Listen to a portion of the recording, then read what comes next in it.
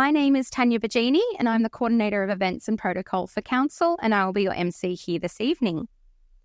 I would like to start by acknowledging that the Darug people were the original custodians on the land which we meet today. We pay our respects both past, present and emerging. If I may, I will just take you through some basic housekeeping for tonight. The bathrooms are just located through the doors in the auditorium. And in case of emergency, which we hope will not happen, an evacuation alarm will sound. We will ask you to calmly make your way out and evacuate onto the synthetic fields. And please follow the direction of all the council and best employees. Best meaning both, I'm sure. We are also filming tonight and taking photos, so please let us know if there are any issues with this. I would like to start by welcoming our special guests who are here with us this evening, representing the Mayor of Blacktown City, Councillor Brad Bunting,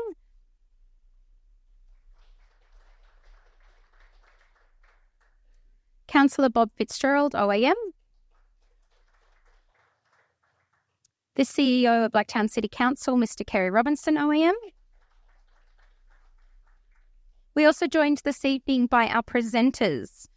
These will be Professor David Green from the Australian Catholic University, Nikki Lodge from Sydney West Sports Medicine, Stuart Ford from Delaware North, Michelle Quinn from Went West, Dr. Neil Gibson, who is the Precinct Director for Blacktown International Sports Park. I think he's still hiding in the back from us. We're also joined by Talia McKenzie, a woman of sport in her own right and mentor for young athletes. And last but not least, Ryan Halloway from the Australian Sports Foundation. So, ladies and gentlemen, to welcome you to the mic and to you this evening, the chairperson of the Sport and Rec Committee for Blacktown City Council, also representing the Mayor this evening, Councillor Brad Bunting. Thank you very much, Tanya. I'd like to start by also acknowledging the Darug people of the original custodians of the land on which we meet here this evening, and pay my respects to elders past and present. And welcome everybody here. Welcome to my fellow councillor, Bob Fitzgerald, another sports nut along with myself coming along here tonight. Our CEO, Kerry Robinson, thank you very much for all your support that you give to the community, especially the sporting community. And also our special guests, without naming you all, thank you very much for being here tonight and giving us some of your expertise within the sporting industry as well. I'd also like to acknowledge my Sport and Rec committee members that are here tonight as well. Without naming you all, thank you very much for what you do throughout the year. They're representing council in bi-monthly meetings to come together to talk to council about what we should be doing in sport. They're the reason that we have this sports forum here tonight. They come up with the idea last year to be able to get together, to be able to talk as a sporting community here in Blacktown. We're very proud of our sporting history here in Blacktown, and what better way of doing it, coming together as a sporting community to be able to learn, to be able to give the information, and to be able to get together and network amongst each other. No better way of working out some of the issues than talking to other people that may have the same issues that you do as well. So I encourage you here tonight to be able to, when we finish the formal part of tonight, to get together, have a chat, talk about what you do, ask what they do, and try to get some connections as well. Because when we're able to connect together, when we're able to work together, we'll be able to have a better city here in Blacktown. And of course, welcome to our best facility, best in name, best in nature. It's where you'll find the best sporting facility anywhere in Western Sydney. Now, we're out here in Blacktown. As I said, we're proud of what we do here. We've got some fantastic facilities here in Blacktown, not only in our junior sports, where we provide some fantastic fields, some great parks and pathways for people to be able to get out and about. But what we're doing also is providing world-class facilities for world-class athletes as well, but this facility, not just for world-class athletes, but also for the community. Council has been able to come together to be able to put together our medical and research partners to be able to provide high education, health, sports medicine, research, and high-performance sport athletes, students, academics, trainers, professionals, all here in one place. I'm looking forward to hearing tonight from our stakeholders here in Best. When we got together to be able to talk about this year's sports forum, the idea or the theme behind it was, of course, the new facility here, $100 million facility that we've built, the jewel in the crown here at our international sports facility, Best. Very proud last year, and it's one of Council's top things that we've done in a long, long time is to be able to build this facility, but to have an absolute legend in the sporting field, Kathy Freeman, come last year and open up this facility. It was a highlight of our year last year and a highlight of our term in Council to be able to have Kathy out here cutting the ribbon and being able to have a look. And Kathy made some comments while she was here, saying that she'd never had anything like this. And when she was a child, if she had something like this, she'd be here all the time to be able to participate in sport and to be able to, I don't know if she could get any better than what she was, but to have something here in a local community is fantastic. It's something that we pride ourselves on here in Blacktown to be able to provide for Western Sydney. Western Sydney is sometimes seen as the second cousin when it comes to Sydney. We like to provide these facilities so you don't have to travel to the eastern seaboard, that you can come here to the west and be able to get good quality facilities. So as I said, we're proud of the facilities that we do for the grassroots stuff. I travel around Sydney a lot in my role with the cricket community, and I can tell you now we're providing the best facilities throughout Sydney. Everyone that comes to our facilities keeps telling me time and time again how great our facilities are here in Blacktown. So thank you very much to everybody in Blacktown that works really hard to be able to provide this for you guys here. As I said, lots of great quality speakers here tonight. They include our medical and research partners, the Australian Catholic University, Sydney West Sports Medicine, Wentwest Primary Health Care Network, and Council's Director of Blacktown International Sports Park, Dr. Neil Gibson. I'm looking forward to Neil sharing what this facility offers for everybody here. We've brought in Delaware North, our hospitality and accommodation provider on site. Thank you very much, Stuart. And those who didn't get to have any food on the way in, you missed some fantastic food. And obviously, it just shows you a little bit of what they can do in hospitality here. We have also expanded our panel tonight with guests from the Australian Sports Foundation. There is some added benefit. The foundation focuses on providing support to grassroots Australian sports clubs. They understand the difficulties that grassroots sports faces when it comes to funding. They have the same goals as you do of access and inclusion of all our community.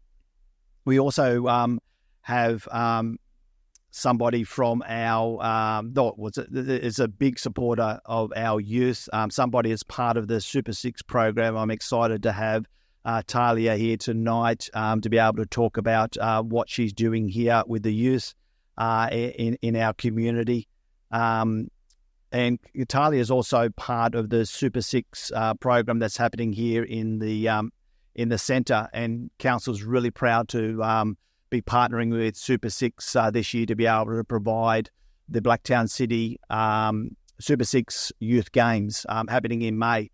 Those that don't know about it, we've got some more information in the corner there to be able to talk about it. It's an opportunity to get all our superstars from the age of 12 through to 18 to come together to compete in a unique competition, to be able to test themselves against other people here in Blacktown. We like to think about who's the best sports person. Is it our footballers? Is it our rugby league players? Is it our little athletics competitors? Is it our swimmers? Who is the best? And this way we're able to come together and find out who is our best. And If you haven't got kids entered in yet, I encourage you to find out what's going on, enter the kids into the competition and come along and cheer them on and see who is our best sports talented athlete here in Blacktown. The other thing I want to spruik as well is the Blacktown City Awards. Again, they are coming up in June this year. Nominations for those awards closing soon. If you haven't nominated, please do. I know everybody here in the room would have somebody that would be able to nominate, whether it's a sports person of the year, a junior sports person of the year, an administrator, a volunteer, a coach, somebody that officiates at the grounds. We don't play our games without the officials, so we need to recognise them. And for the first time this year, we'll be nominating or presenting an award for our disability category. So if you have somebody in the disability field, make sure you nominate them as well. Look, I think I've taken enough time up here talking about sport. I could be here all night talking about it. I love sport. I really thank you all for coming here tonight. I hope you get something out of this evening.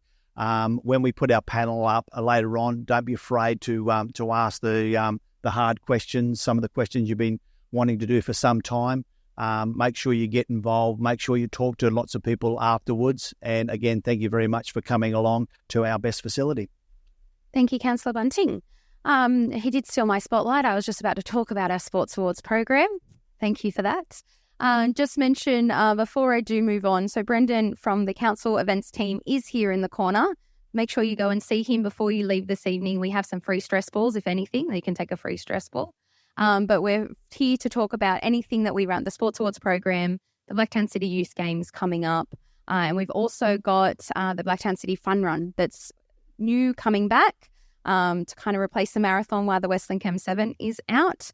So that'll be happening in July as well. So if you're interested in any of those programs, please come and speak to Brendan over in the corner over there. And if you need any help actually entering people in the Sports Awards program, please come and see us and we can help you do that as well, because there are so many categories and so many amazing opportunities. So thank you. Tonight, we have a few presentations lined up for you, as mentioned. This will increase your understanding of all the amazing services available right here at Best. Later this evening, you'll also have time to ask your questions with our Q&A session at the end.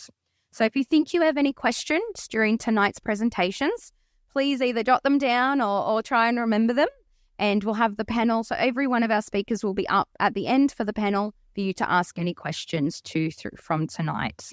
So first up, I'd now like to invite Dr. Neil Gibson, who is here to give you an overview of the amazing facilities here at Best. He is the Precinct Director of Blacktown International Sports Park and has played a significant role in bringing Best to life. Please welcome Dr. Neil Gibson.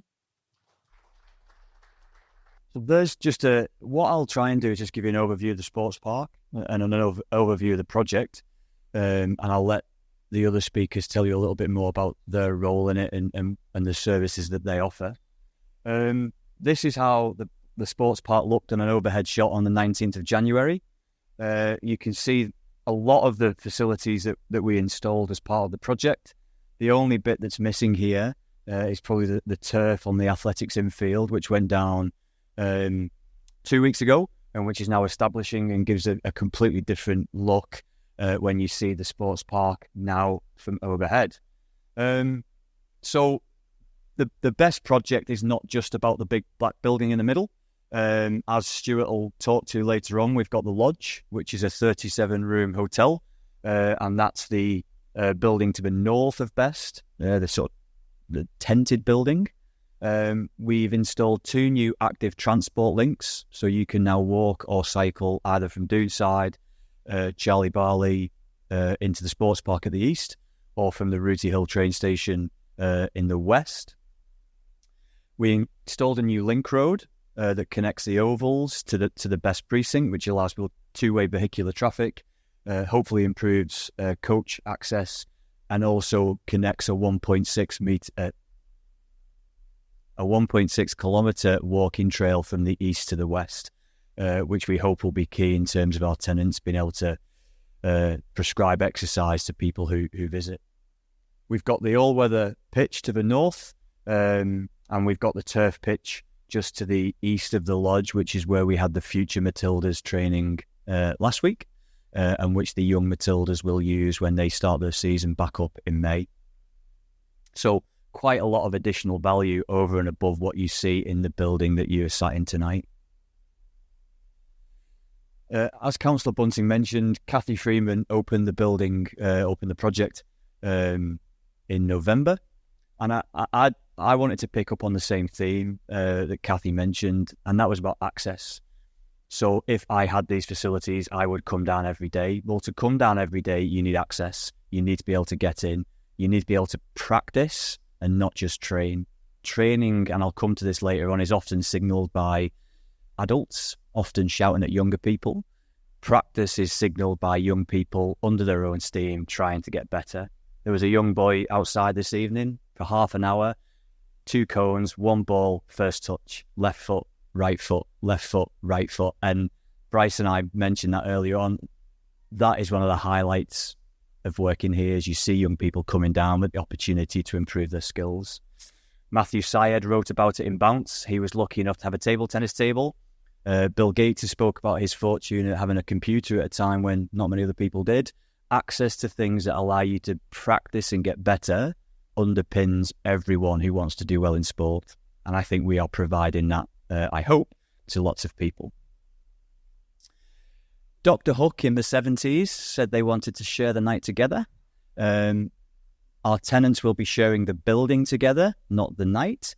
I'll let them talk about their services, but they have been handpicked, and handpicked not in terms of a council's perspective, but in their willingness to offer complementary services, to work together collaboratively, and to span the whole lifespan. So whether you are young, whether you're in your mid-range ages and want to improve at sport, or whether you're a little bit older, trying to be more active, or just trying to use exercise to ward off illness, our tenants have come together to try and curate those services in a shared way. They've each got their tenancies, but they've each committed to work together in a building that is very much about community access and shared access. And aside from the Dr. Hook reference, it's a huge credit to them and their organisations that they've been willing to do that. I was hoping for a few more laughs, if I'm honest. I was also a benefactor of girl power in the 90s and the Spice Girls. But I often find these 2 ladies are the original proponents of girl power. They set up the Hull House Project in Chicago in the 1890s. It's Jane Addams and Ellen Gates Starr, looking pristine. They set up something that was a community centre, in my view, of the future. They started the American Playground Association. They understood the importance of play and exercise. They understood the importance of community and intergenerational connectedness to challenge some of what they saw as the problems with health and disorder in the community. They saw something where bringing people together to share ideas, to seek medical treatment, was something that would allow each member of the organisation to grow, and play and exercise was a central component of that, and something that I've had in my mind all the way through the project as something that history has a good habit of repeating itself, and I thought that was a real benchmark, albeit in the 1890s, for how communities could work together in the future. And a key component of that was the physical literacy area. So facilities that were free to the public, places where children and families could come together, could play, they could try new things, they could work out how to jump, land, pull, swing, without necessarily having someone tell them how to do it. The synthetic pitch adds something to that, as does the outdoor fitness and the half basketball court that you see to the north. These are all publicly available, and they all allow people to come down and practice their skills in hopefully a safe environment. And I'll finish with a quote that's come out this week from Harry Redknapp, and some of you may have heard this. And for those of you who don't know, Harry was a very famous coach in football, or soccer, as you like to call it, in the UK. And he's expressed concern that nowadays there's too many, what he describes as amateur coaches trying to coach young people. People who, in his description, can't necessarily play the game, but are trying to help other people to do so. And I think he's got something in that, but I don't think he's right. I think now there's too much coaching, there's too much prescription, and we should think about how we can allow young people and old people to figure it out on their own, give them the tools, give them the opportunity, give them the access, and allow them to work out what works for them. Our next few speakers, as we mentioned, are some of the partners that are here at the Best facility. Through innovation, working practices, they are advancing athletic performance and health outcomes for the community. Professor David Green is the National Head of Science for the School of Behavioural and Health Sciences at the Australian Catholic University. David oversees the delivery of 49 degree programs across 7 campuses in Brisbane, Sydney, Canberra and Melbourne. He is nationally recognised researcher, having received several awards for outstanding research in sports medicine, and is passionate about maximising physical activity across the human lifespan. Please join me in welcoming Professor David Green. Thank you, ladies and gentlemen. Can I just allay any fears in the room? When an academic gets up to speak, people start to look at their watch and wonder, how long is this guy going to talk for? I've got 3 slides in about 5 minutes, so I can assure you I'll be as quick as possible. As has been mentioned, I'm the National Head of School for the School of Behavioural and Health Sciences. We have 3 schools in our faculty. We have a Faculty of Health Sciences, and our school actually comprises of 6 disciplines. And as you can see on the screen, all these 6 disciplines are essentially health-related in nature. And as has been mentioned, the 6 disciplines, we deliver these nationally across 7 campuses, Brisbane, 3 campuses in Sydney, Canberra, 2 campuses in Melbourne. So we have a large national footprint, close to 50 degree programs. And if you have a look at the colour coding, the largest colour there being the yellow, that's to denote the largest enrolment of all the disciplines we have is obviously in exercise science. And at any one time, we have around 1,600 students enrolled nationally in an exercise science-related degree. So we're actually the largest provider of exercise scientists in Australia. So if you did exercise science at Blacktown, you'd be enjoying the benefits of this wonderful building. And for those of you who don't know, today was day 1 of semester. So we had a lot of nervous-looking first-year students walking around going, where the hell am I supposed to go? What room am I in? And they're either enrolled in a Bachelor of Exercise and Sport Science or a Bachelor of High Performance Sport. Those 2 programs are also aligned with master's programs, so they can go on and become an exercise physiologist, which Nikki will probably talk about. They have exercise physiologists at Sydney West Sports Medicine. Or they may want to become an accredited sports scientist and may want to work with athletes and elite teams. Very broadly speaking, there's 4 things we essentially do at ACU. And it's worth noting that these are essentially, these are interrelated, even though they sort of stand alone here. They all sort of inform each other, and we blur the lines across them. The one that probably makes the most sense to you intuitively is our teaching. That's our greatest source of income across the university. Research probably makes sense to you. Again, that can be a source of income for the university by grant funding, and it provides an opportunity for our really talented researchers to work away in their area of expertise. And then that further informs their research outcomes, further informs our teaching, and that ensures our teaching is obviously contemporary in design and, most importantly, what we call evidence-based when we teach our students. The third one that probably makes sense to you as well is our consultancy. So we have a range of external stakeholders that reach out to us and they say, you've got a fancy machine that goes ping. We want to be able to use it and tap into your knowledge and expertise. Can we come and bring our clients, our customers, our athletes, etc.? And that's invariably a fee-for-service arrangement.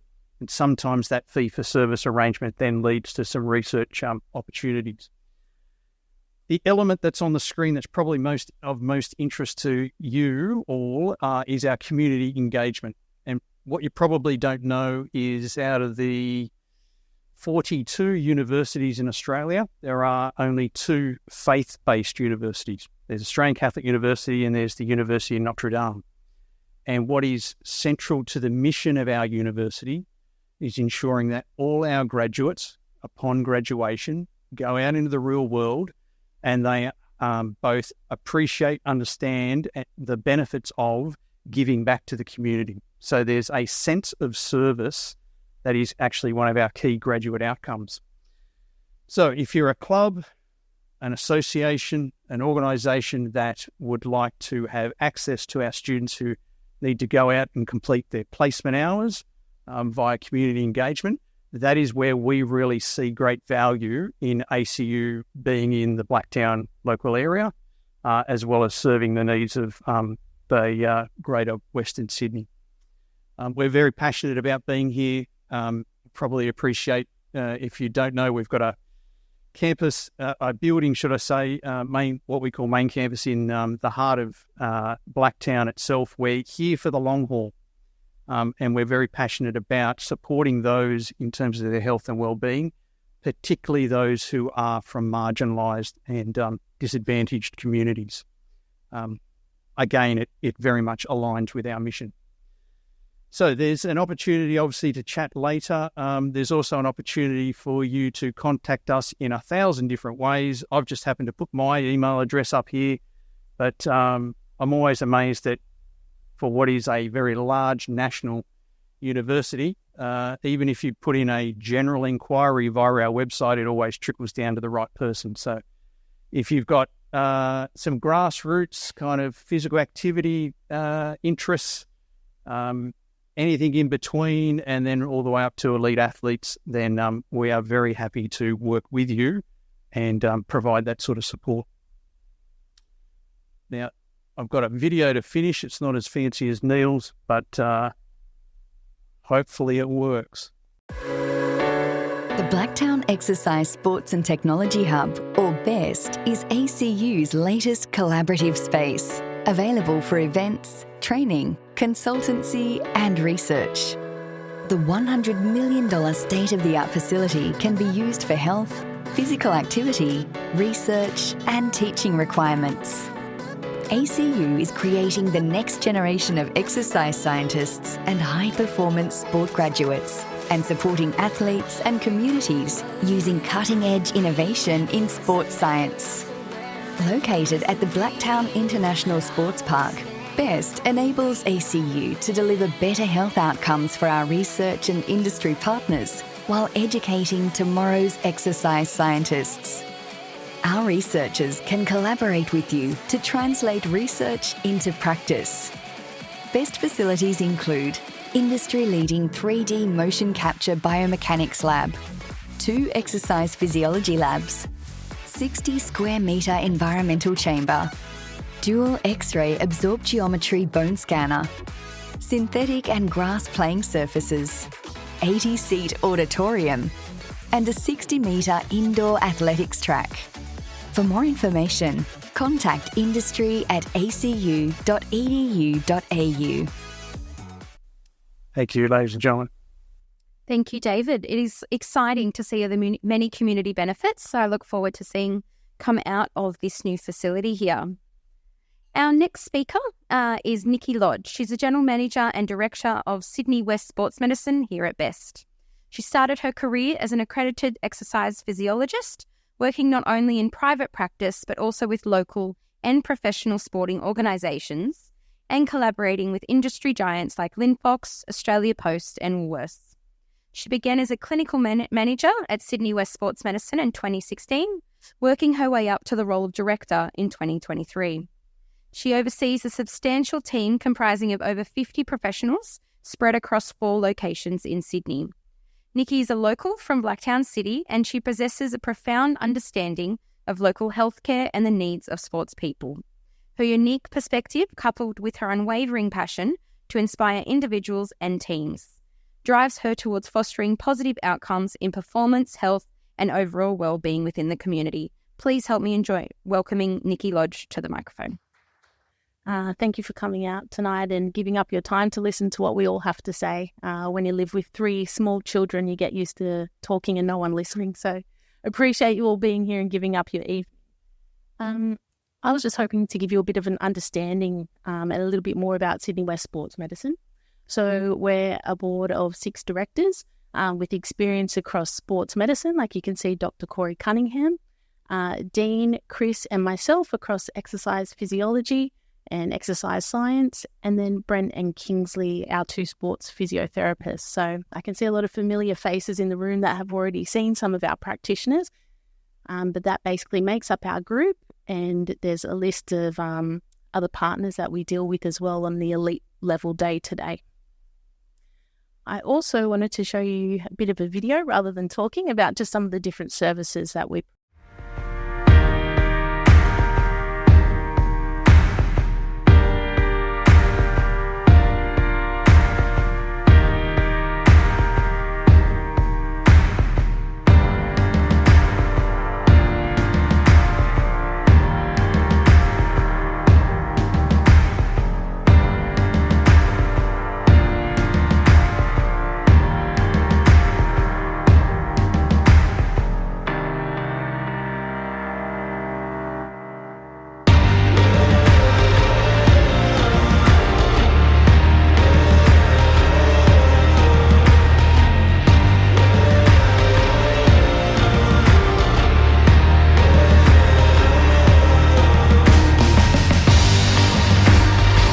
Okay, so that gives you a bit of an idea. It says Sydney West Sports Medicine, but outside of the sports component of what we do, there's also a lot of work that we do with general community groups such as yourself. So you might be familiar with some of the teams that are listed up there that we work with on a day-to-day basis, but certainly on a weekly basis as well, and many other local community teams that we work with as well, just on an ad hoc basis, or trying to provide a little bit of education through, it might be taping evenings that we run, or sports concussion, or any of those relevant topics for some of your local groups as well. In terms of our locations, we have 3 at the moment and 1 on the way. So Best, where we all are at the moment. We also have a location at West HQ where we've been for 10 years. Norwest is another one of ours, and Homebush on the way as well. So good spread. In terms of who we see, I touched on it before, being sports medicine, there's been a bit of a challenge there because a lot of people come through the door and go, well, I'm not an elite athlete, so I don't quite fit the model, which is certainly not the case. There's quite a vast variety of different people that we see from a range of different cohorts. So whilst we do see athletes and do a lot of high performance work and amateur level work, there's also private patients that we see. So people just walking off the street and saying, I've got a dodgy knee or a dodgy back and I need some help.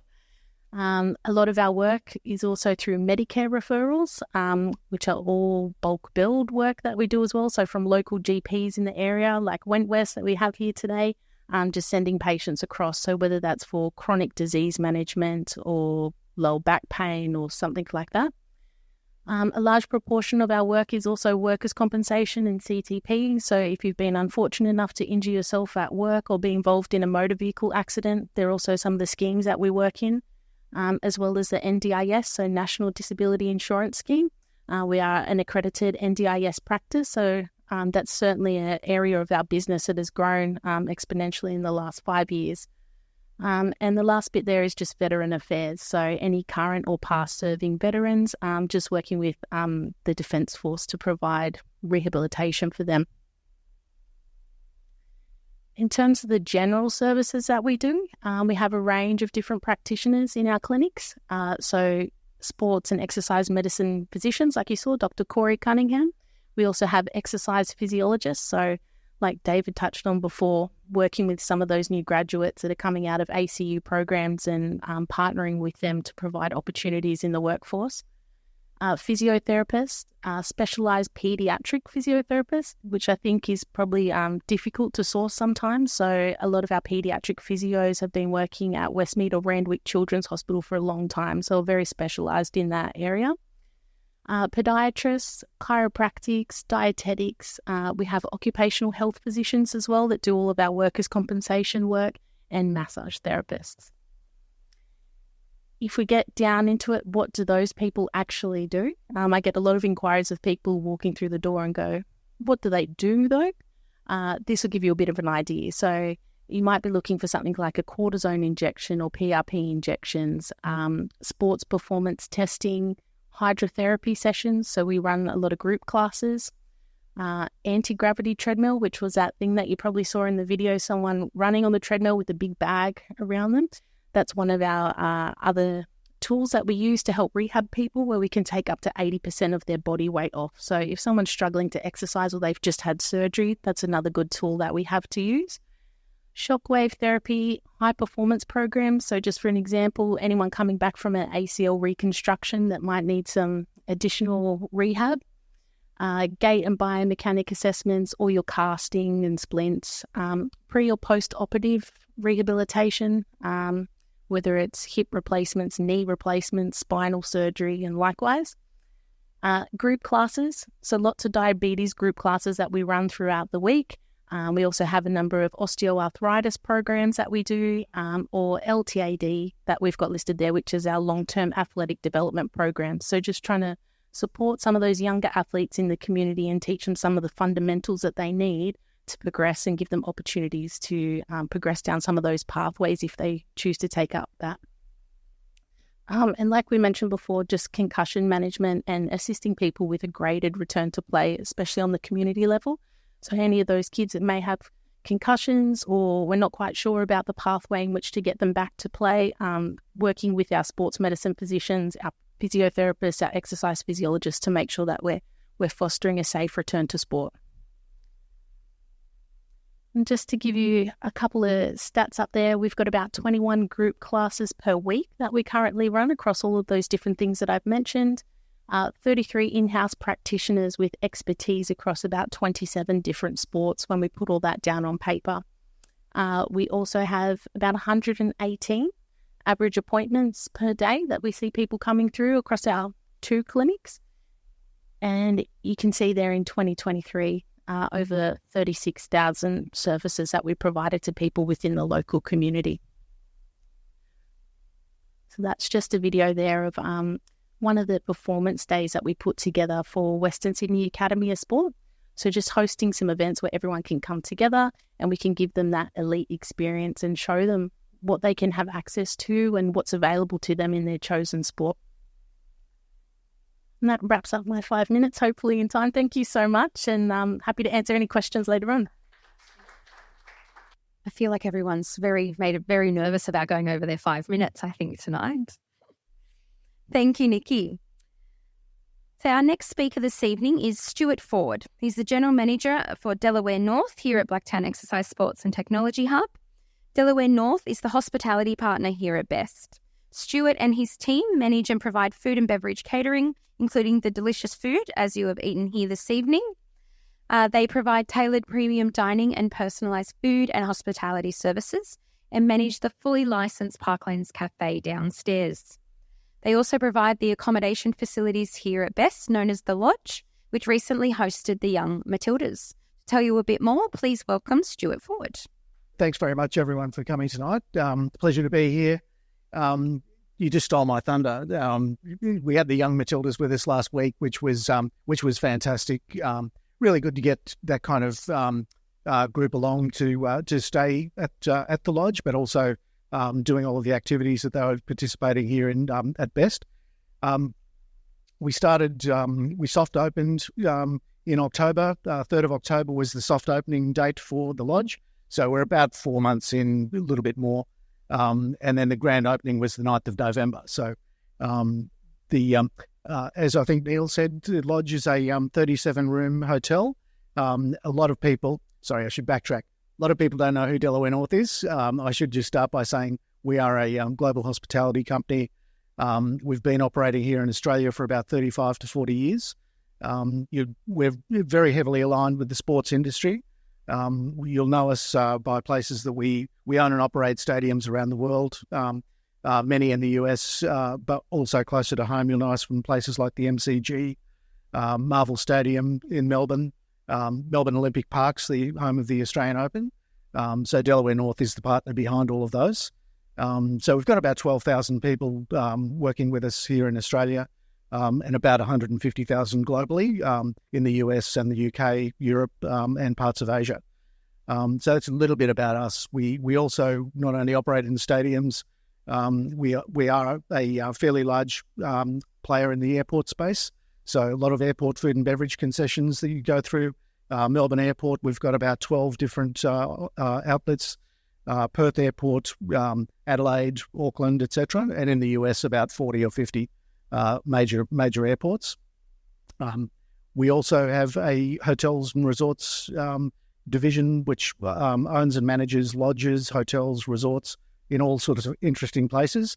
Blacktown being the most recent addition, but you'll know other places, even in Australia, we've got fantastic locations like Lizard Island, which is currently one of the best rated resorts in the Asia Pacific. We've got Pinewood Lodge in Queenstown in New Zealand. We've got Mindle Beach Resort in Darwin. So it's an interesting group of hotels and resorts. Obviously, in America, we've got a lot. We've got Yosemite National Park, Kennedy Space Center, which we also are the food and beverage partner for Kennedy Space Center.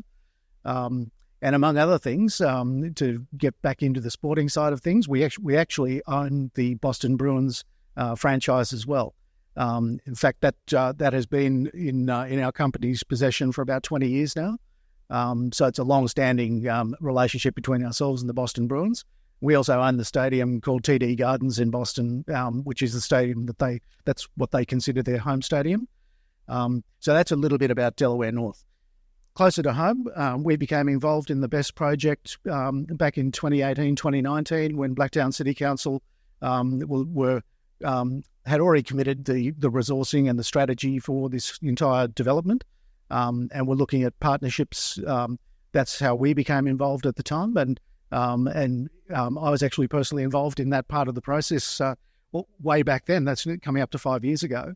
So it's really exciting for me, having been involved from an early level where this was just literally drawings on paper, to now be standing actually in the auditorium and speaking to real life people and serving real life customers. So great moment for us. The lodge, as Neil said, 37 guest rooms. One of the questions I get is, what type of customers do you get there? Because I think a lot of people assume that it's purely built for sporting teams. And in essence, that is a primary focus of the lodge, but it also operates as a hotel. So, in fact, you can, the hotel at the moment, we're 100% occupied tonight, I'm glad to say. And a lot of that's because of Taylor Swift. So we've got Taylor Swift fans from all over the place, and they've been parading around in their little pink sequin dresses and things like that, off to go and see Taylor. And we also get a lot of local corporate travel, people coming that are doing business in this part of Western Sydney. We get some visiting friends and relatives, what we call VFR traffic as well. So it's a bit of a mixed bag. So one of the parts of the value that Delaware North adds to the equation is that we've got very good global distribution power in the lodging and hospitality sector. So we're able to actually access all of those types of customers and distribute the product. But nonetheless, our core focus and what we consider ourselves to be is primarily for sporting teams. And that's where we've already had some really encouraging success already. When we opened, the very first significant booking we had was actually the Guam baseball team. And this was a young group of baseball players from Guam.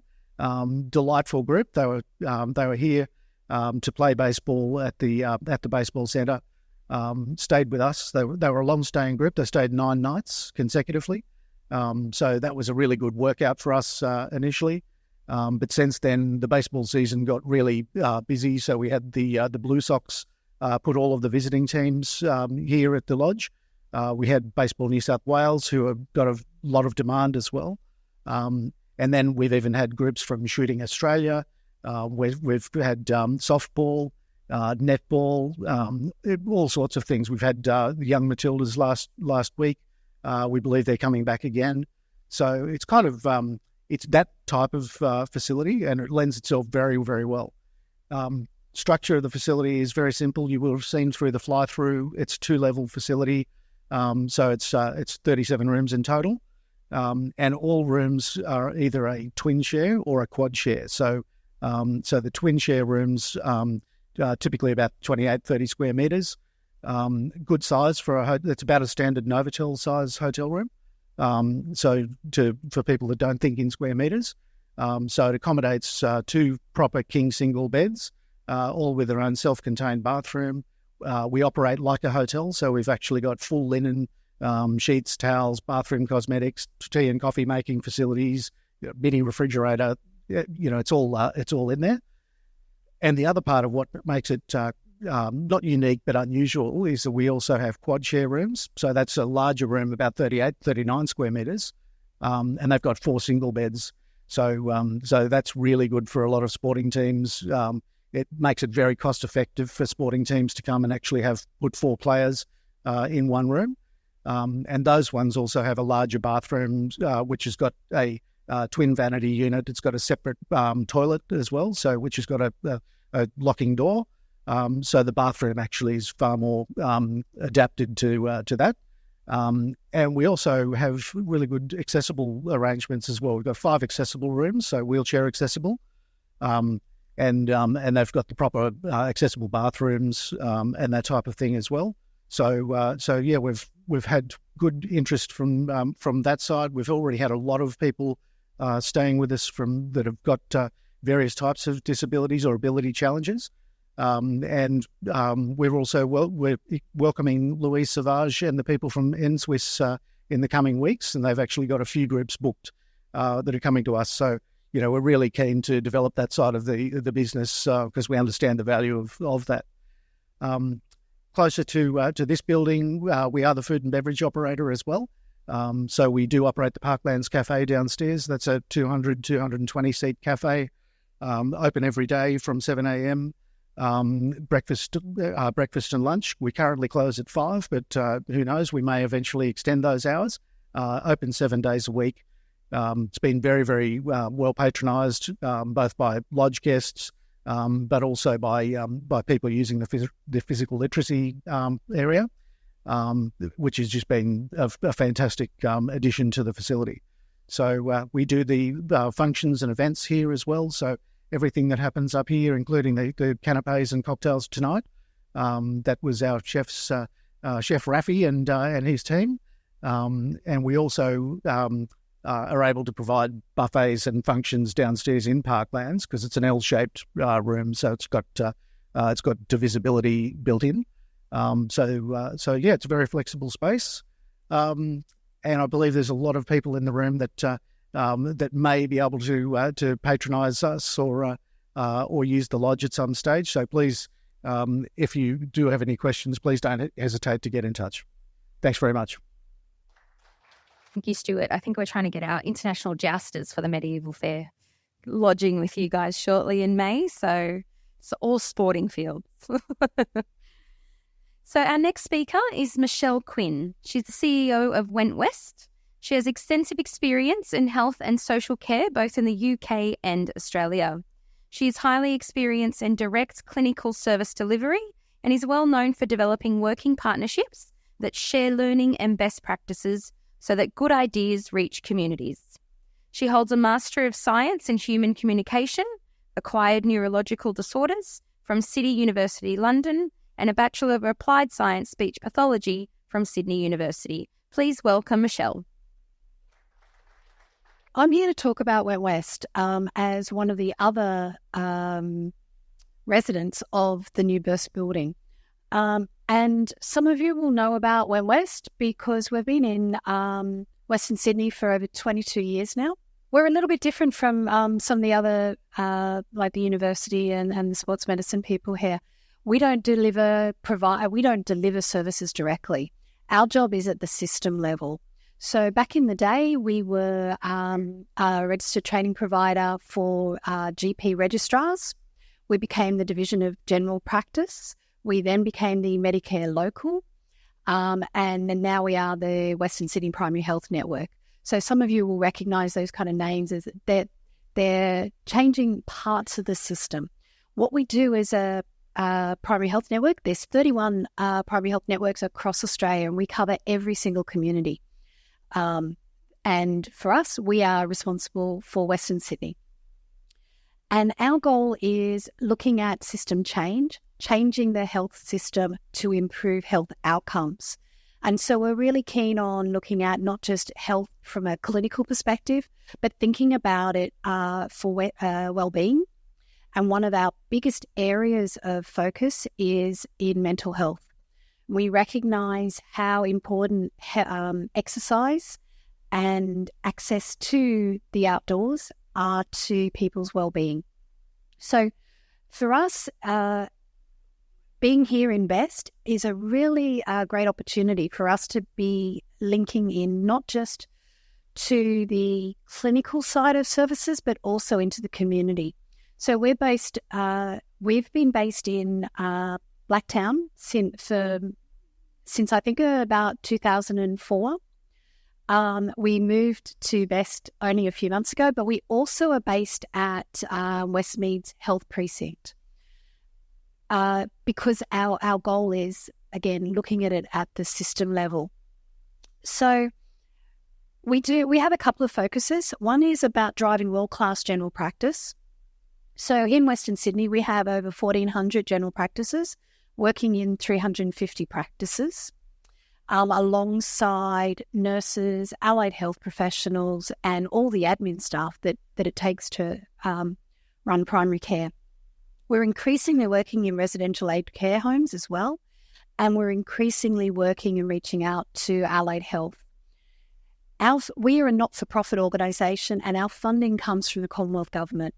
Our role is to work to implement kind of national programs, but at the local level. So instead of it just being generalised for, this is what Australians need, our job is to then take that and move it down to this is what a local area needs. So we have 4 LGAs that we're responsible for.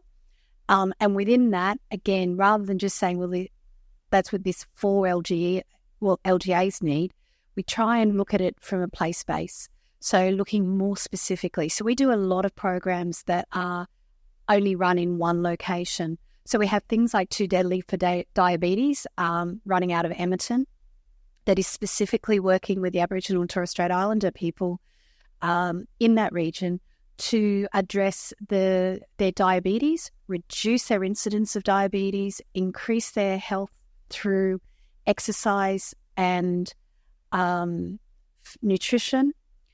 And the clinical goal is that they reduce their reliance on or their need for medication because of their diabetes. And in some cases, people become non-diabetic.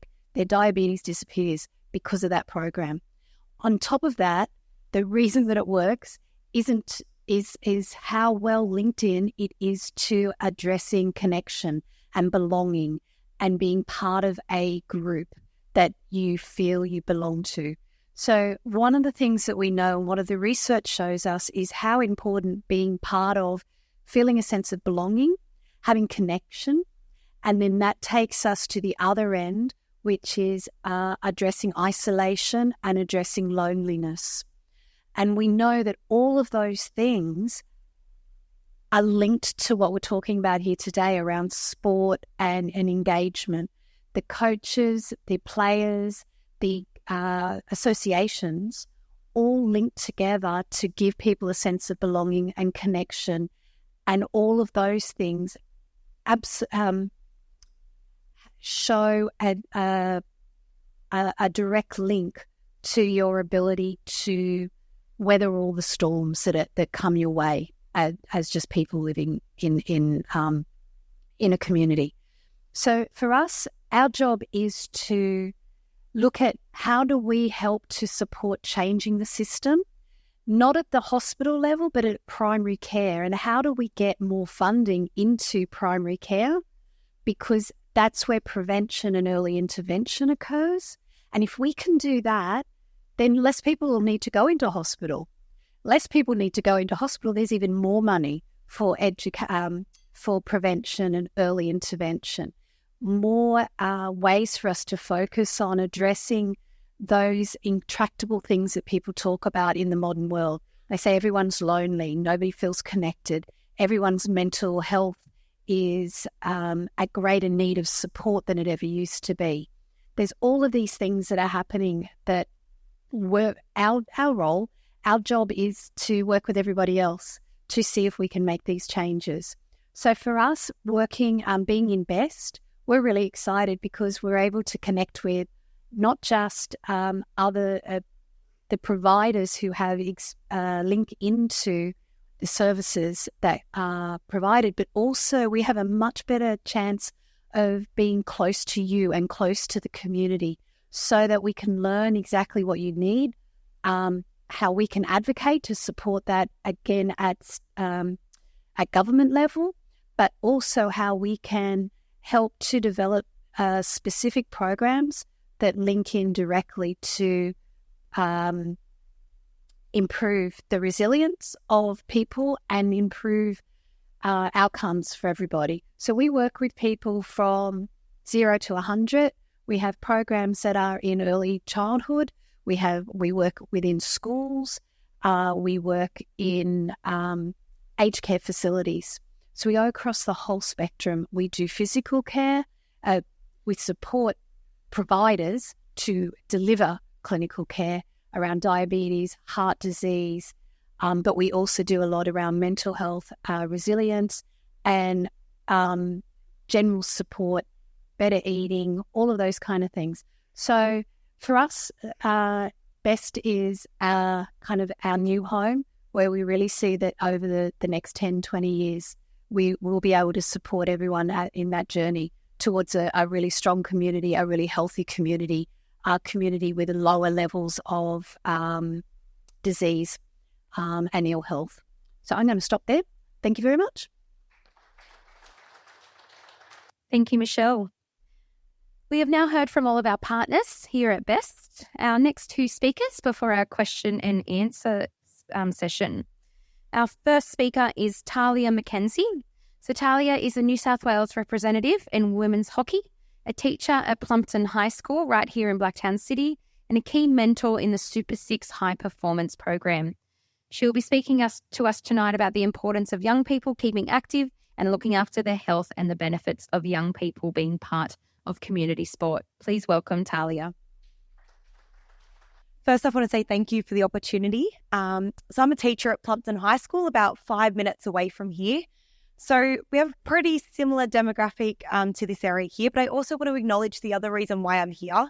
I'm a representative of two amazing people in the room, and that is Carl Jennings, who runs Super 6 High Performance, providing training to young people within the community, and also Eddie Palacci, who works with the I'm Possible program, inspiring our kids with disabilities and training them like elite athletes. And if you guys get even 5 minutes with them tonight, I'm sure you'll feel as inspired as I am every day that I turn up to work. So my job tonight is to tell you a little bit about youth in the community, as I'm pretty much on the forefront of them and dealing with them every day, and also to tell you a little bit about the Super 6 games. So first up, I want to tell you about the youth in our community. So I'm really passionate about them. At Plumpton High School, I'm a PE and science teacher. I work in the wellbeing space, but I also am a Duke of Ed coordinator, and we run the biggest Duke of Ed program in Australia. We have getting close to 200 students in that program, which is pretty insane for us and a lot of work. On top of that, I'm a director and a coach at Super 6. So I do a fair bit of work within the community. So let's talk about Blacktown. We have around 415,000 people. Okay, around 21 to 22% are our young people between 5 and 19. So the question I want to pose to you guys is, what are we currently doing for them at the moment? How are we supporting young people within our community to be inspired, to have an advantage, to be able to put themselves on the map? So for me, I really want to get across to you guys, what do we see in our community? My first job was out near Riddy Hill at a school. I'm now at Plumpton, but the one thing that sets our community apart, our kids have so much grit and so much determination.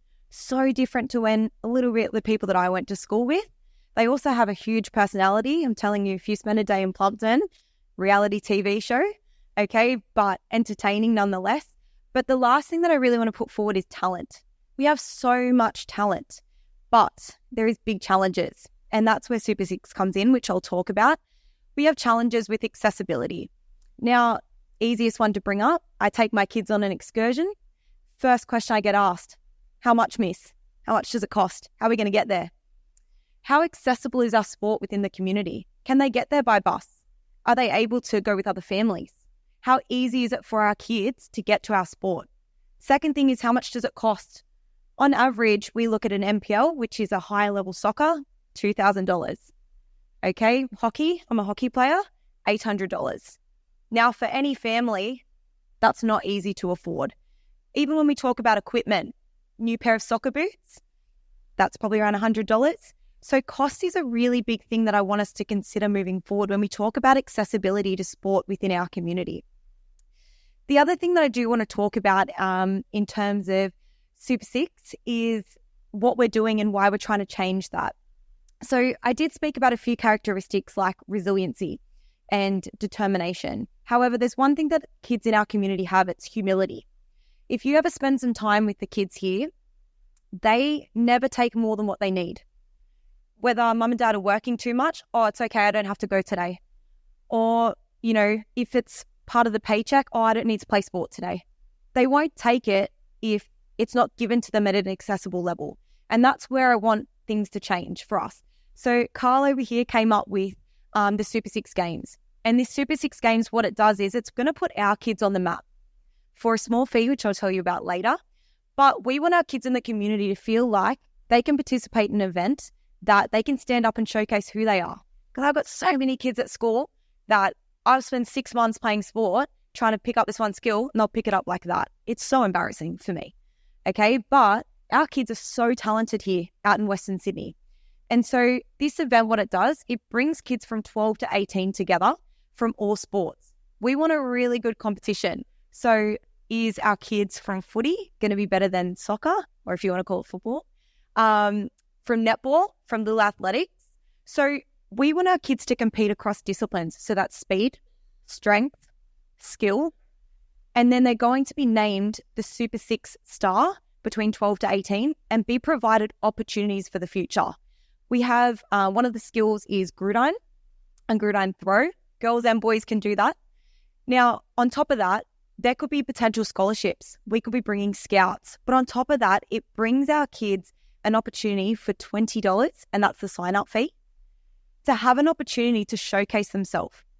Now, I really want to congratulate Best and the people that put this together, because the accessibility here is insane. We're able to get people to the park very easily through transport, which is a really big thing. And all of the games we run out here at the centre, which is amazing, over a weekend. So these games for me, it's about being a catalyst for change. It's about providing things to our kids for a really small fee, but also wanting them to see more in themselves. And this program provides in 4 main areas. It provides a physical program. So they're able to, online, at home, be given, this is how you can train. They don't have to go to a gym. They can do it at home. So that meets the physical side. It also provides them a Survive and Thrive program for their emotional regulation. How are kids able to deal with motivation? How are they able to deal with pressure? That's a really big issue. As a school teacher, anxiety is enormous at the moment. What tools are we giving them right now to survive that? Then there's, of course, we're looking at the emotional and behavioural side. How can we make our young people leaders? They get a leadership program that they can go through at home. We want them to be leaders. We want to put them at the forefront.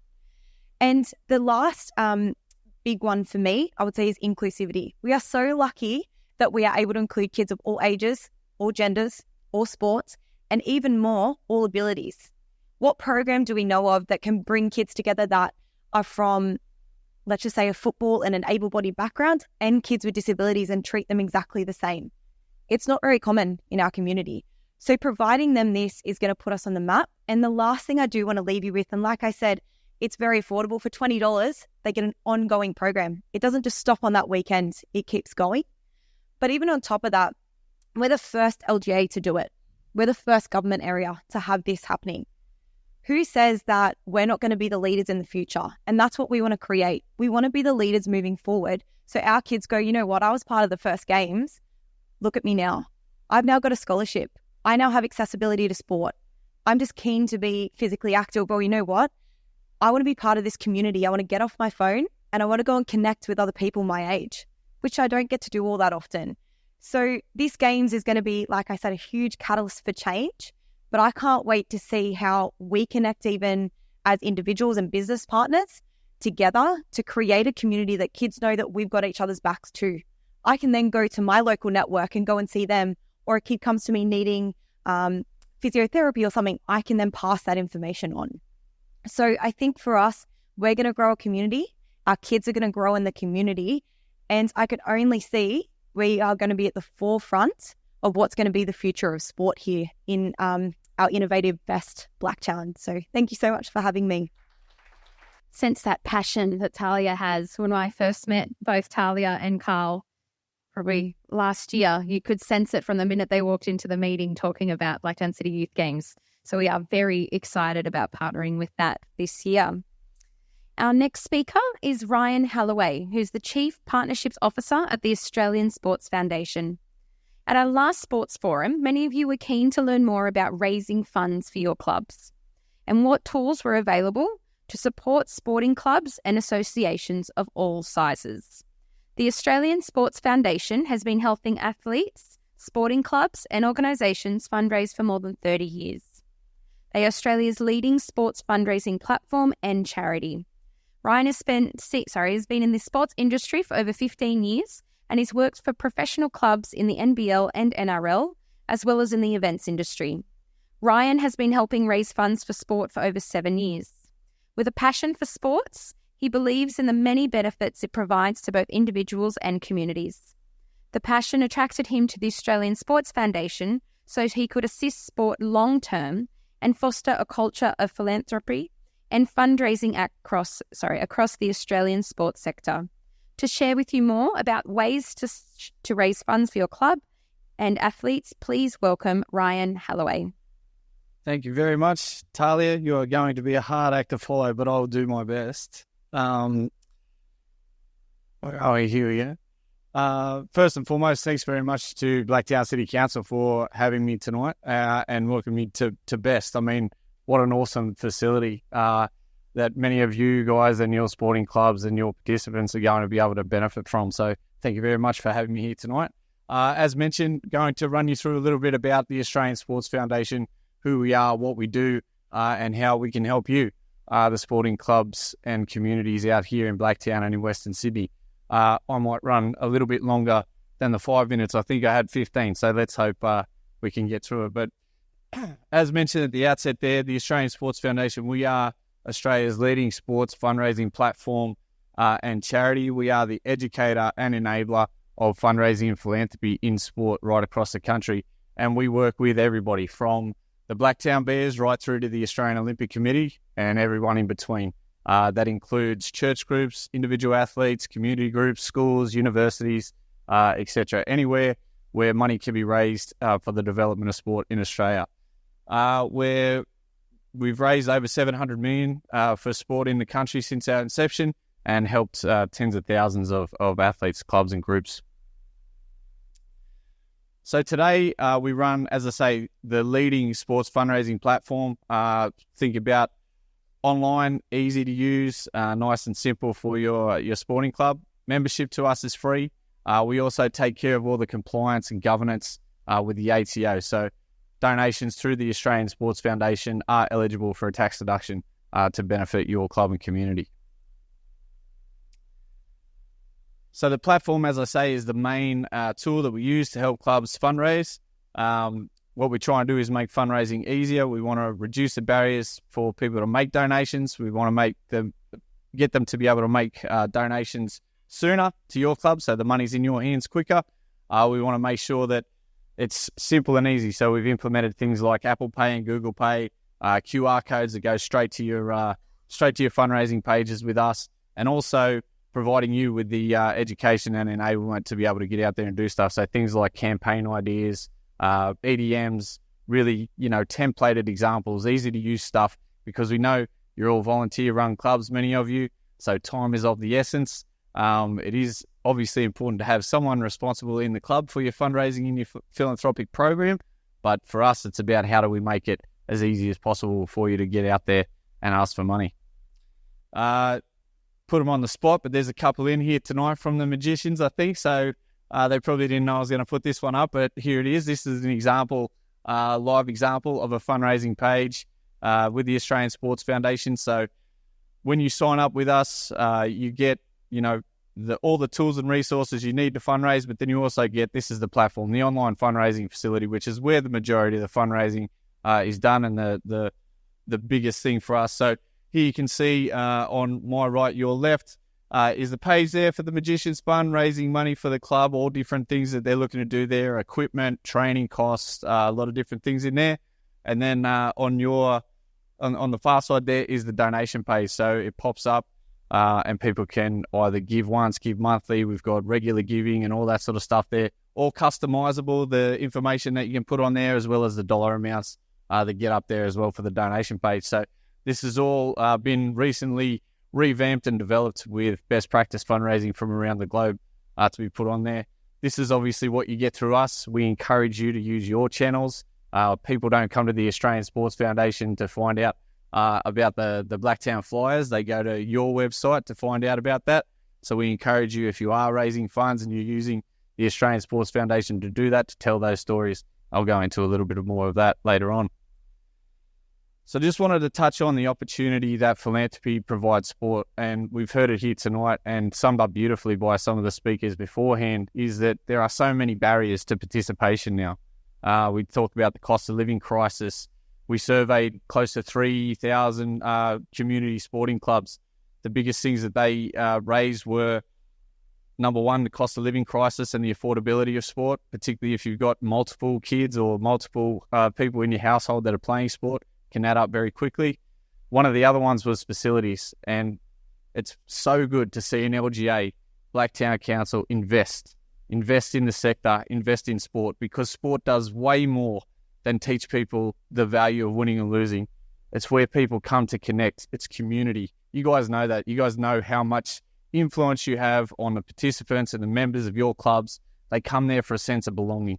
And some people don't even come. It's not about what happens between the white lines, whatever sport it may be. Some people do that because that's their sanctuary. That's what they've come to for so long. The other thing is the youth, the dropout, and Talia put it perfectly there before. There's so much potential, particularly out here in Western Sydney. It's very rich. So how do we connect those kids? How do we continue to have them be a part of our club and want to be part of it? Well, part of that is accessibility. Part of that is having the right equipment. Part of that is having access to great facilities like this one to keep them encouraged, keep them engaged. So the thing about that is trying to reduce the barriers to that, and we feel that philanthropy and fundraising has a great opportunity to help sport. The reason for that is, and it's a big number, but the philanthropic market here in Australia is around $13 billion. So we are talking across all sectors here, health, education, etc., etc. Through the Australian Sports Foundation last financial year, we raised just short of $80 million for sport in the country. So if you take that, it's still less than 0.7% of the philanthropic market. Now, we pride ourselves on being a sporting nation, and yet we still only have a fraction of the philanthropic market. Now, many of you would be heavily involved in sponsorships and going out there for your clubs and trying to get money in. You're probably looking at me tonight just going, fundraising, mate, we're all fundraisers in here. There's that many things that we've got to do. We're knocking on so many doors. But it's really important because at sport, we put such a focus on sponsorship and commercial and all those sorts of things. And really, the big opportunity is here. The Australian sports sponsorship market is around $800 million. So the philanthropic market really dwarfs it in size, and it's a huge opportunity for sport. One of the industries that we look at as a good benchmark is the arts. The arts, like sport, not too dissimilar, right? Community groups, we bring people together, they sell tickets to events, they have theatre groups, theatre companies at a local level right through to international level, where we're sending people overseas and different things like that. Sport's a very good comp. The difference between the art and sports, they raise somewhere between $280 to $300 million a year across all levels. Sport, we're still, as I say, through the Australian Sports Foundation at 80 mil. Now, we do a fantastic job raising funds, but generally we do it for other causes. How many times have we seen things out there? You go to a Penrith Panthers match and there's all great causes, don't get me wrong, but, the Children's Hospital, all these other different areas, and they're not looking inward, sport's not looking inward. So I encourage you guys, particularly as community clubs, start to look inward, because you provide a lot more value to your community than simply the sport that you are involved in. So how does it work? How does the Australian Sports Foundation work? So donate. Your club registers with us. You can register with the Australian Sports Foundation. It's all online, as I say, free to sign up. No problem. You can become a member of us. We provide you with all the tools and resources that you need to start your fundraising. We do retain a small percentage of the donations. So you go out and ask for a donation. Someone donates $100 to your club. They get a tax receipt for that $100 for the benefit of your club. We retain $5. We pass you $95 to go and do the work that it needs to be done. With all that, we take care of all the regulatory compliance with the ATO. And again, as I say, and I keep preaching, we provide the tools, resources, education, and enablement for you to be good fundraisers. That's what we want. We want you guys to be the best fundraisers that you can and get more money back into your community sports and back into the sector. I just wanted to show you a little snapshot. I won't pause here too long, but figures from FY22 in the graphic that you can see there on the screen. In New South Wales, about $34.3 million raised. Last financial year, FY23, 41.3. The encouraging thing about the $80 million that we raised as a collective is more than half of that came from community and grassroots sports. So clubs just like yours right across the country were involved in raising funds and keeping their clubs alive.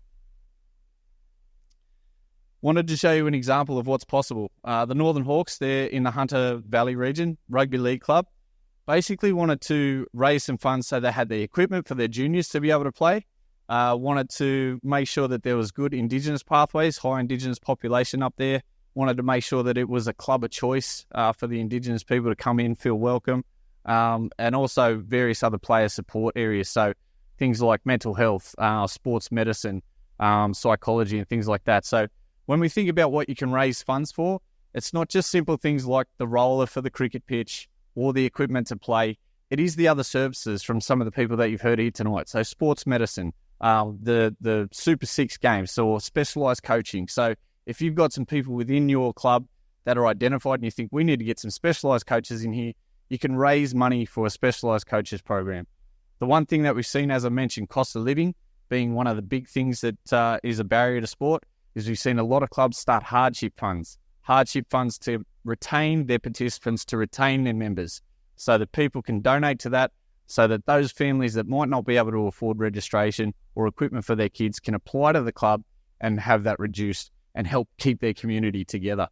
So this club here, $45,000 raised against a target of $100,000 this financial year alone. And that's really encouraging when you think about end of financial year time. It's when we do a lot of our donations. It's a very busy time of year.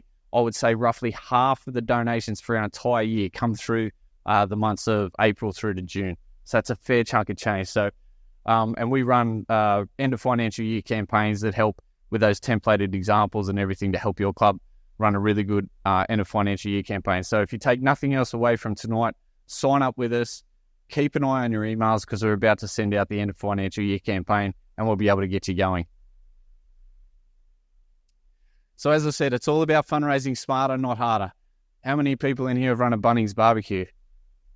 You know, how many hours of your life do you wish you had back? There's a lot of effort. It's very intensive. And look, this is not to say that we are the silver bullet. Everything that you're doing in your club to raise funds is important. Every dollar into sport is a good one. Doesn't matter where it comes from. What we're trying to do is reduce the burden on volunteer-run clubs, because we know that that's where the burnout is happening, is at that volunteer level. People are finding, time's the most important commodity that anybody has. The fact that you guys are here tonight to learn more about what you can do for your clubs is a testament to you, and you should be praised for that. But what we're trying to do is help make it more efficient for you. So forget about the chook raffles, forget about trying to go out and find the prizes and spend the money and then go, right, how much do we need to make? And the sportsman's lunch going to cost us this. Jump online, easy and efficient. You'll be surprised at how many people donate simply because you ask them. We did a survey of the clubs, as I mentioned. Every person that we surveyed that was part of a club said, I would happily donate to my club. So 86% of them, not all, 86% of them. And said that the average donation amount that they would give was $40.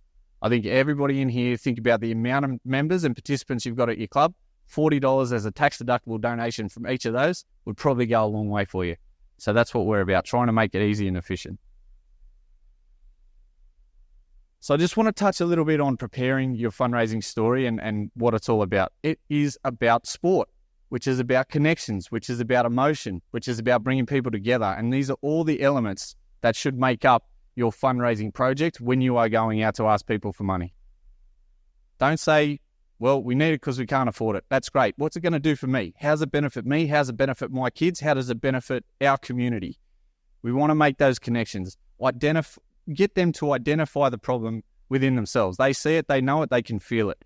Evoke that emotional response. That'll have them dipping in a little bit more. The different components, how much do we need? When do we need it? And why? And that last one there, the why is the most important thing. And the why should be because it's your club. It's your club, it's your community. And communication. So get their attention. Most of you guys are using social media. Social media is a really great way to do it. Facebook, Instagram, X, Twitter, whatever it used to be called, your website. As I said, they come to you for the information. They don't come to the Australian Sports Foundation. So if you're going to run a fundraising campaign, tell them about it and use your channels to be able to do that. So just to finish up, getting started, easy, sign up, visit asf.org.au. Costs you nothing but your time. Just jump online and sign up. If nothing else, just see some of the stuff that we send out and utilise that and see how you might be able to think about it and think about how it might benefit your club. Download the resources that we've got there. We've got a great team together. We're actually working on a help desk at the moment, a knowledge hub and a resource hub. So it's all going to be there online, ready for you to take down and start your own fundraising journey. And the last one and the most important one, ask. Ask people for money. You will be surprised at who says yes. The reason people don't donate is because they've never been asked. So make sure you ask and we can help you with that. There's the information there. Jump on, either email us or phone, but I encourage you, if nothing else tonight, jump on asf.org.au, sign your club up. We will kick off the end of financial year campaign soon, and I guarantee we can help your club raise money. So thanks for your time. Thank you. If you are asking a question, I'd ask you to raise your hand. We'll be coming around with a roving mic. If you could please say your name in either the club or association you're representing this evening. If the panel aren't able to answer that specific question, just so you know, we will take your details down and come back to you with an answer if we aren't able to answer that for you this evening. So, ladies and gentlemen, I'll sort of put it down to the floor, I guess, in terms of any questions, anyone that wants to get started. I have a random question for Delaware. How do I book? The easiest way is to book straight online with us. So the name of the business is thelodgeblacktown.com.au. So that's it. But you can also, and I'm assuming you're talking about the lodge. Yes. So the other way is you can go onto the global websites like Expedia.com, Booking.com, Trivago, pretty much anything, whatif.com, lastminute.com. So our distribution covers all of those and you'll find us there. As a local community, would we get any discount on booking this lodge? Good question. Part of our remit here is to try and keep prices low for everyone. It's kind of the philosophy of what we're all aspiring to do. So if we build in discounts for various people, it means other people have to pay more. So the simple answer, and it's is no. Unfortunately, that's not part of the plan. But I think that if you look at our prices in comparison to other like-minded venues and even other food and beverage operators, I think that we stack up very favourably. So, hopefully that answers you. Yeah, we'll go to the back first. Go, Barry. Hi, this is for the partnerships, Mr. Green, I think. What are some of the examples of the sports partnerships and research that you've done at the facility so far? Well, we haven't been in very long, so can't give you any specific examples, but there's and I don't want to name them necessarily, but there's an emergency service in New South Wales who is very keen on our environmental chamber. because they want to see if they can use that as a training facility for their workers, because their workers are exposed to some heat and hot environments. And what we're hoping to come from that, whilst we meet their needs, they're also interested in a research project to look at what can establish a safer workplace for them. Thank you. Jeff Owen? Jeff Owen, Mount Druitt Seniors, tradies, indoor bowlers. I have a question for Talia. That Super Six that you're going to put on, you said all these great sports that people would do. I just think that if I was in that age group and I had the injuries that I had now, I couldn't compete in any of those because they're too aggressive and too strenuous. Is there anything that you are putting in that people with lesser abilities can use? I think that's a great question. So the aim of, first off, the aim of the game is to showcase our athletes in the community. Yes, while there are people within the community that might not be able to perform those sports, they do then have access to Super Six high performance in general, because that's not, it's very inclusive. So you don't have to be an athlete to attend Super Six.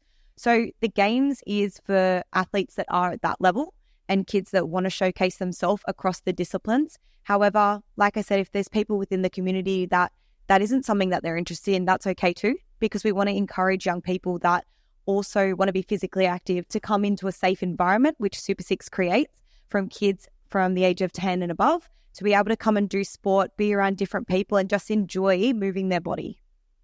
And to the panel in general, I represent 200 seniors from Mount Druitt, and I haven't really heard a lot of things tonight from Best about seniors, about what may happen in the future, activities that we can do. And I've been to it, and it's a wonderful, wonderful project, but I'd like to see something for us. Could someone answer that? Yeah, I'm happy to answer that. So we currently at Sydney West Sports Medicine have a number of, for example, hydrotherapy classes that we run in a week. So I'm better than that. Gym programs as well, so that is specifically tailored to a certain cohort. So whether it's seniors or people, like we said, that may be having arthritis or things like that. Well, yep, we see many people like that that all come along to our programs. We try and keep them very affordable so they can join in. A lot of people, as soon as you say they're going to do a gym program, they're turned off straight away. But I think a hydrotherapy program where they can all come together, jump in a warm water pool, and exercise together and then grab a coffee in the cafe afterwards is a really good opportunity to bring everyone together. And most of them, generally really enjoy the program. Thank you, Nikki. Lara? Sorry, I just want to build on that one too, just from an ASF perspective.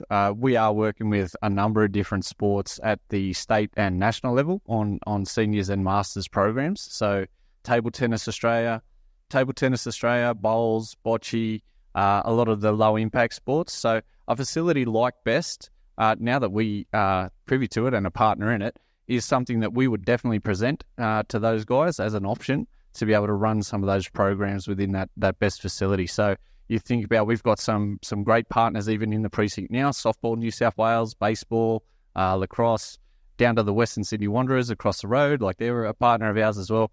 So now that we know that there's such a great facility like Best available, we definitely put that forward to those to help run those masters programs.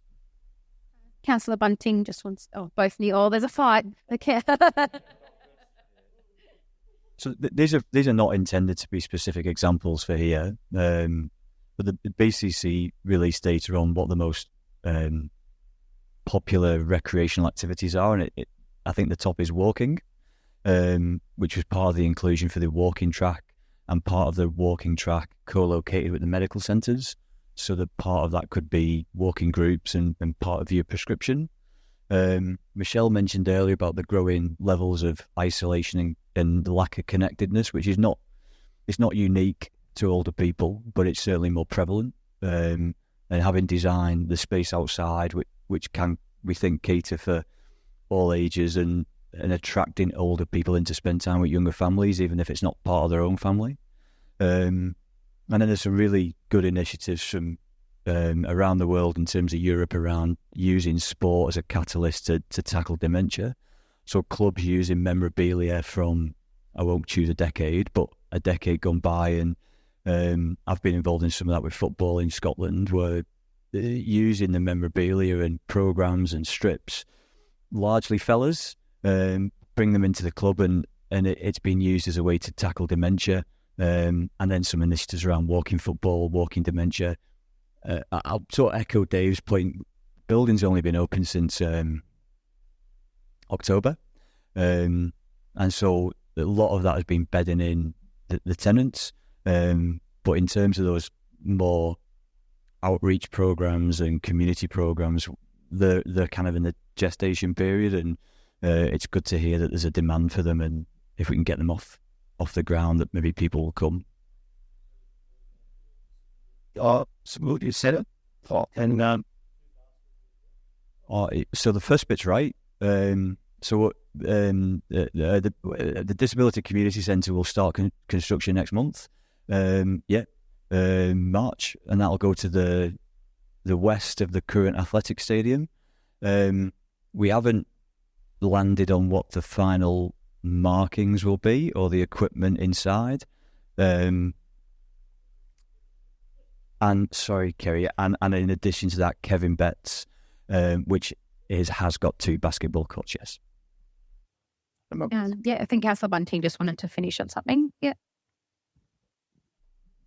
Thank you. Neil stole some of my thunder, I was about to say, but there was a statistic I heard the other day. In a year or two's time, we'll have more people in Australia over the age of 60 than under the age of 20.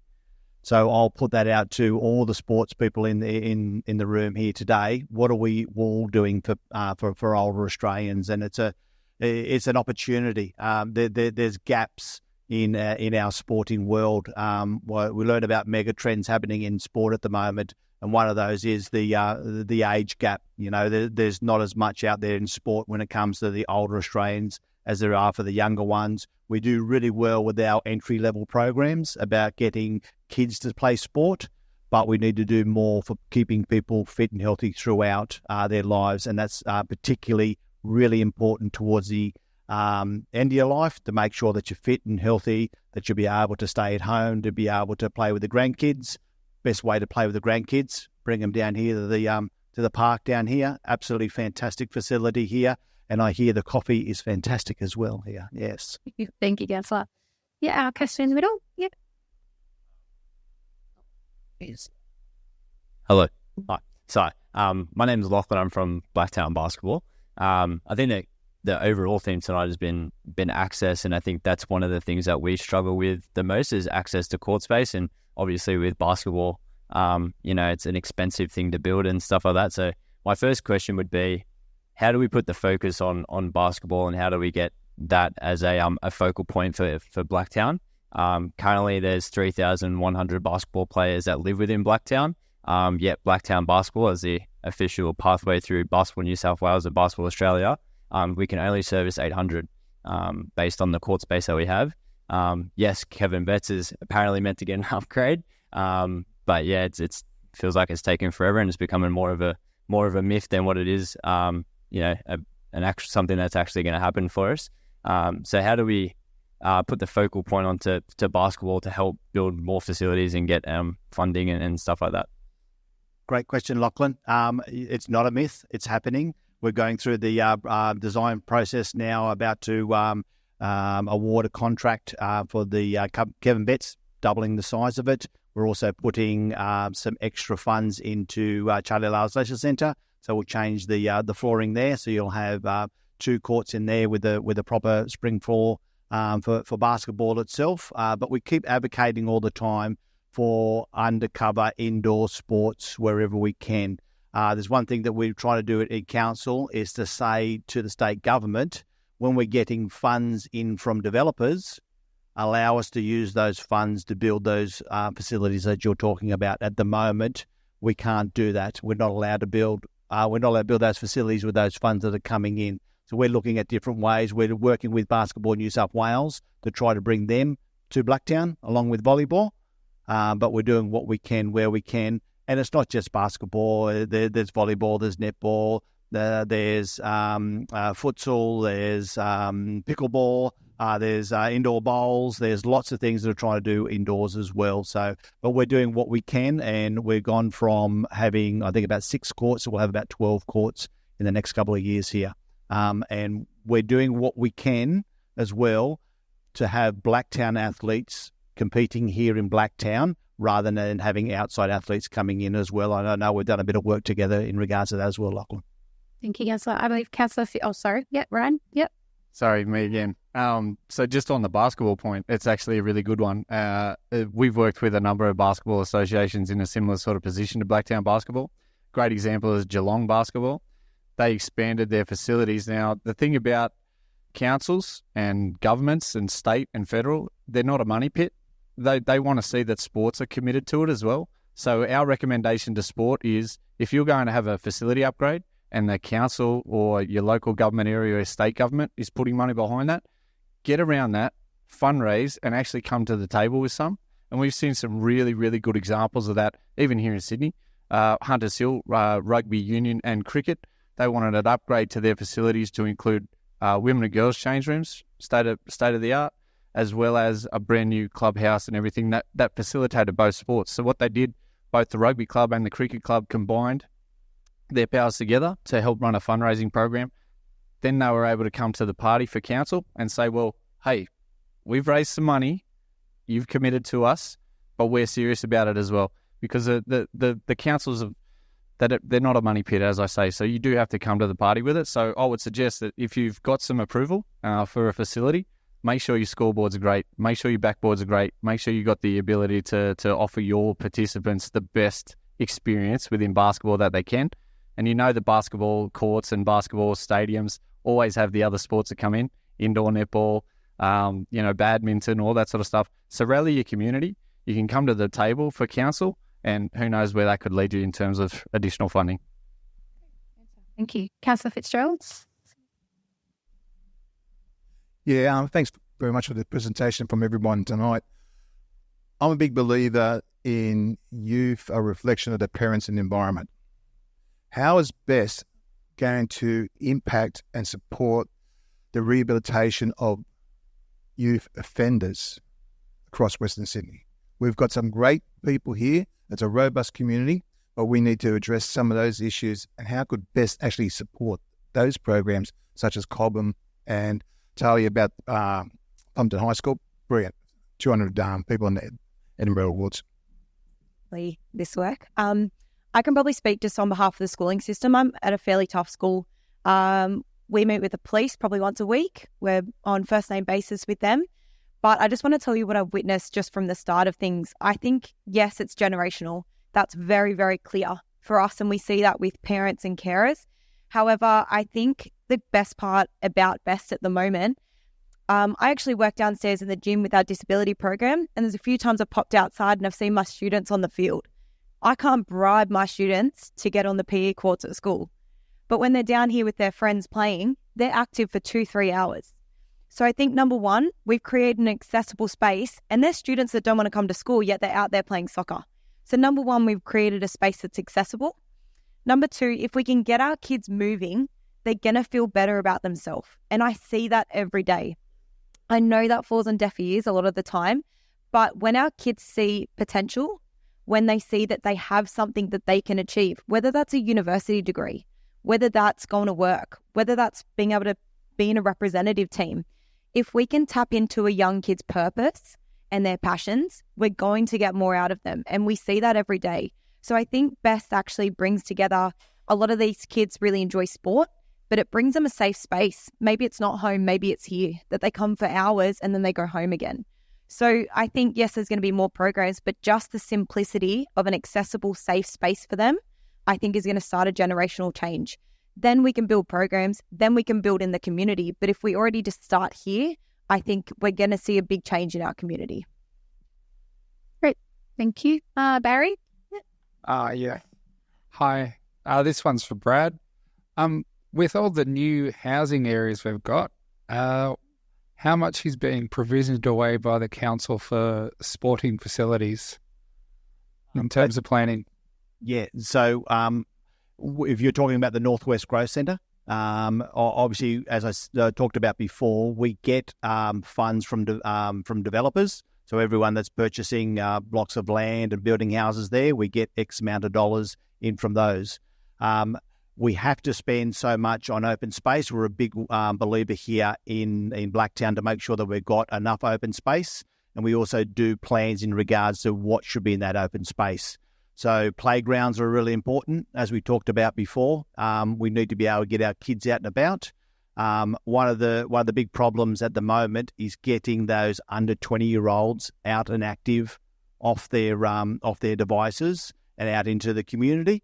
And the best way of doing that is playing outside, climbing trees, falling over, doing things like that to make them better. So we're spending lots of money where we can, and there's certain parts of each development that we're doing has to be put aside for that recreational space. So, for instance, we're building more out there at Marsden Park and Melbourne at the moment. We're looking at a double football field, little athletics, cricket out there happening at the moment, and we'll work with the sports to make sure that we've got the right sports in the right areas as well. But it's not just sporting fields. As I said, there's walking paths, there's playgrounds as well. There's just that open space for people to be able to get out there. But we take it seriously at Blacktown. We make sure that happens. But also when we get developments happening like in Mount Druitt, which we will be soon, we would need to make sure that we're providing spaces there in Mount Druitt as well, looking at play spaces and parks and so forth here in Mount Druitt as well. Yep. 2 questions over here.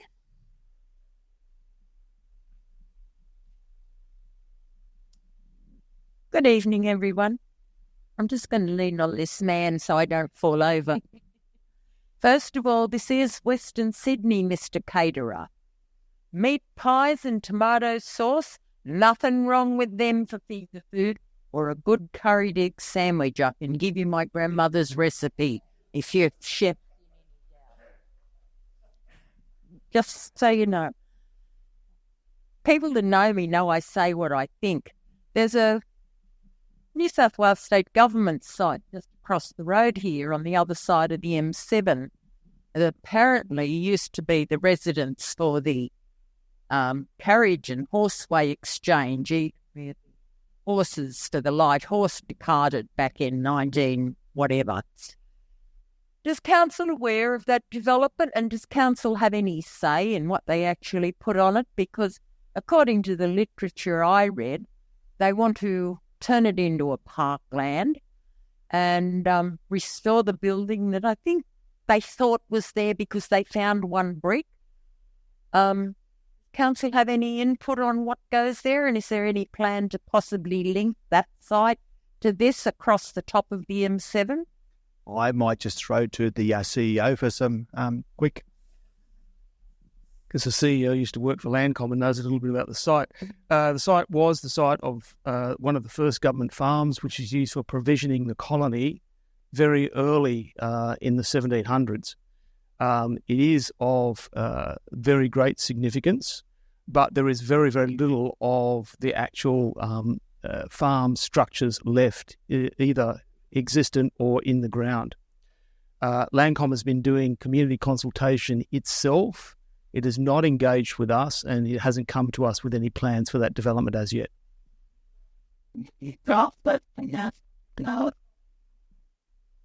We have what we've got from their website. Right, and Daniel Givney.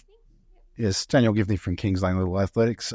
David, you mentioned ACU's sense of service for the students and their student hours that they have to obtain. Could you maybe give a few more examples of what those students would be doing? Sure. It depends on what degree they are doing, but typically in exercise science, they'd be doing between 80 and 120 hours of what we call student placement. And one of the things I didn't mention previously was we're very focused on ensuring we build capacity when those students leave the organisation, the club, so that whatever they have contributed, whether through knowledge, skills, systems, they continue once our students leave. So we have great relationships with existing placement providers, but we're always open to new ones. Thank you. I think last question for this evening. Yeah, good evening, everybody. I go to a lot of sporting fields, and I believe that in Blacktown we have some of the finest sporting facilities anywhere in the country. And obviously the vision to invest like we have is a credit to the councillors and the people that have taken carriage of this moving forward. And I'd just like to say on behalf, we do a lot in the sporting space. It's absolute accolade to all of you, and I look forward to seeing the next stages as we grow and become even further ahead of every other council and sporting facility within New South Wales, if not Australia. Thank you very much. I know it wasn't a question, but I'll quickly respond. As I said earlier, I hear all the time how great they think when they come into Blacktown, and I travel around as well, and we do have fantastic ones, and that's because of the great work that and pride that our workers take in the grounds as well. It's not always perfect. You know, we're still going to get, those motorbikes that get onto your field and wreck your fields, and we're going to try to get out there and fix it. And, we do have some fields we still need to do some work on. We do what we can when we can to be able to fix the drainage in fields, and we've been working on that for a while now. So if you can get onto your field and play on your field, it's better than having it sitting there underneath water. So we'll keep working away in the limited budgets that we have to be able to do better in that field. So thanks for the shout out. Before I throw it back, I just want to say a big thank you to Tanya here for tonight. Can we get a round of applause for Tanya? Very, very good emceeing. Thank you very much, Tanya. Much better than our male last year. I won't mention who that was, Bob. Yes. No, but all jokes aside. Love you, Bob. The events team here in Blacktown do a fantastic job. Tanya leads up the events team, and we do lots and lots of things throughout the community in the event space. So always look out for that. We've got some things coming up. Obviously, our medieval fair that we mentioned will be coming up soon here in May. But finally, I just want to thank Nicole for putting on this tonight. Nicole works in the media space there. She does lots of different forums throughout council. We think it's important in council that we get out and we talk to people, because we can only do so much. We only see so much as councillors, as officers of council. So it's really important to get out there and talk to the community, and we do it in different ways. And this is the way we're trying to do it in the sporting community, is to come to you guys, show you some of our vision, be able to talk to you, hear from you. We need to hear from you to be able to know what we need to do into the future as well. So thank you very much for coming along. Thank you, Nicole, for putting on what is another great forum. We look forward to what we're going to have next, our next sports forum next year. And obviously, if you've got some ideas and what you want to have as presenters, please let us know as well so that we can provide them for you as well. Thank you, Tanya. Thank you, Councillor. So, ladies and gentlemen, it does conclude the formalities for this evening. However, we've purposely left a half an hour until we have the room till 9 o'clock. We have food and drinks. We want you to take this opportunity to have a one-on-one discussion with all of our panel members, our councillors, our CEO, whoever you would like to talk to. And also feel free, if there was any questions that you didn't have a chance to ask tonight, we have both Nicole and Nathan at the back writing down any questions and taking your details. So if you do have any other questions that you want to get from our officers on anything to do with anything, really, please make sure you go and speak to them and they'll be able to help you. Don't also forget to go and chat to Brendan if you've never applied for our Sports Awards. We have now 13 different categories for our Sports Awards program. And I think leaning onto what Jeff made a comment about our seniors, we don't get many nominations at all for our seniors events, as not even just our seniors events, but our unusual events. Unfortunately, and I did hear someone comment about it this evening, it's only ever netball, football and soccer and that win our Sports Awards program. That's because you're not nominating. So we're not seeing your events and your sports coming through. I have heard nothing but pickleball in my office for the last 6 months. Thanks to Colin in the back corner. I want to see some nominations from pickleball. I want to see some nominations come through. We have so many categories in so many different sports. Sport isn't just netball, football, soccer, basketball. please put in for all of your other sports as well. So thank you. Have a great evening. As I mentioned, don't go anywhere. Enjoy the food and drinks. Have a chat.